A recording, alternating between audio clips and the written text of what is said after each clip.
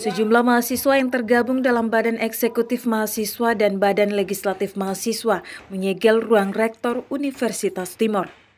Penyegelan ruang rektor Unimor oleh sekelompok mahasiswa yang tergabung dalam BEM BLM ini merupakan buntut dari tidak bertemunya mahasiswa dengan rektor saat menggelar aksi demonstrasi pada Kamis 4 Juli 2024.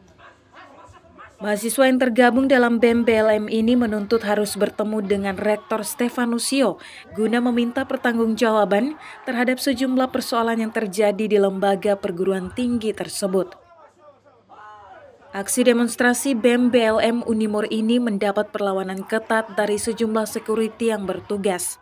Awalnya, masa aksi diminta bersabar dengan alasan rektor sedang istirahat makan siang. Namun setelah beberapa jam menunggu, Rektor Stefanusio tak kunjung bertemu masa aksi.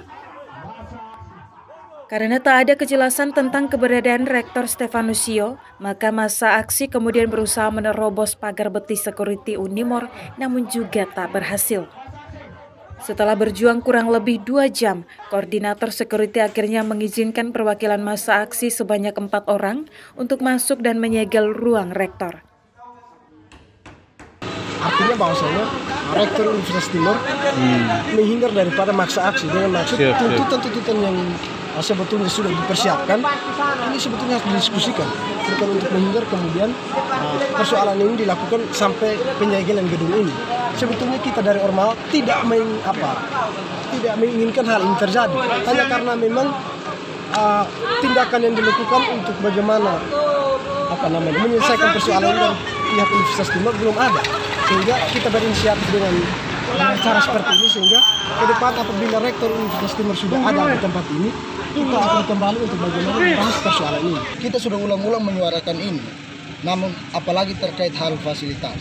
Fasilitas ini sudah kita suarakan berulang-ulang kali, namun penjelasan hanya dalam hal prosedural. Jadi kita di sini mempertanyakan, kalau semisal hanya prosedural, di mana kreativitas dari pimpinan universitas? Kita mempertanyakan tanggung jawab. Jadi kita mengharapkan tanggung jawab itu. Kita sama-sama, yang kita harapkan adalah sama-sama mendiskusikan persoalan ini, bagaimana kita menyelesaikan ini. Mengenai persoalan, saya kira teman-teman wartawan kemarin sudah liput. Persoalannya apa? Yang pertama adalah kebijakan oleh pengelola kuliah yang tidak kena sasaran dan tidak berpijak pada dasar regulasi yang ada dengan muatan ancaman. Yang kedua itu adalah tindakan gratifikasi di Fakultas Fisipol. Itu biasanya teman-teman yang melakukan ujian proposal, ujian skripsi harus menyediakan makan untuk seluruh dosen. Jadi kita melihat hal ini menjadi beban kepada mahasiswa yang mempersiapkan diri untuk tugas akhir. Tujuan kita adalah meminta rektor untuk segera membuat putusan untuk hentikan tindakan gratifikasi itu.